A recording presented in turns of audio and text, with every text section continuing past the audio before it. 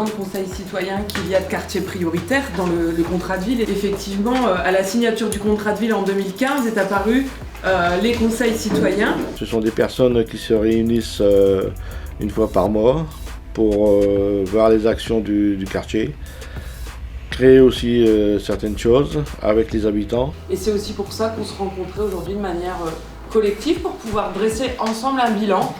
Moi je pense que c'est très positif puisqu'en fait il y a un engagement personnel de tous les habitants, on y associe d'autres personnes, on a créé des projets. On a co-construit des projets avec certains porteurs de projets dans le quartier et on a travaillé sur le projet de Macanfin. Et pour avoir fait connaissance du stade Canfin, parce que je ne connaissais pas du tout, alors j'ai connu l'histoire et en même temps de chercher un futur justement à ce que nos ancêtres ont créé, et ben je trouve ça vraiment super, quoi. On s'est associé avec Willy d'Environnement Conseil. On a fait 3 jardins dans le quartier. Et grâce à Willy, on a appris à faire les plantations, à s'occuper d'un jardin, à devenir autonome. J'ai réussi à mobiliser un groupe d'une dizaine de gamins, de 7 à 10 ans. J'ai un bon impact dans le quartier.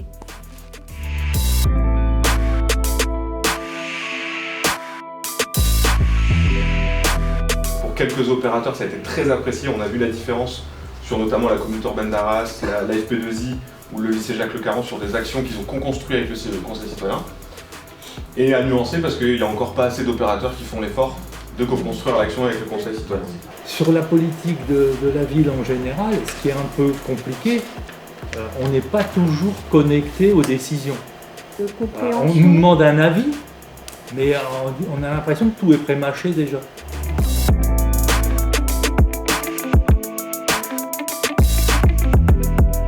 C'est pas pour te jeter des fleurs, mais si tu n'es pas là, le système il va pas bien fonctionner. Nous tout seuls, d'abord on n'a pas les entrées dans tous les rouages du système, on ne connaît pas tous les prestataires, et forcément ça va pas bien aller, quoi. Ouais, ok. Ou ça va jouer très petit.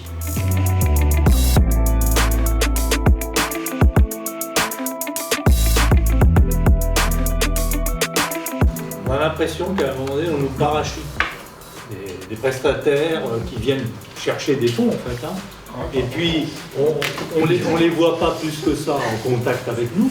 Vu que vous êtes reconnu comme l'expertise d'usage des habitants, la connaissance du quartier, s'ils venaient dès le début co-construire avec vous les actions, même vous en comité des financeurs, c'est beaucoup plus facile pour vous de donner des avis et d'être aux côtés des opérateurs.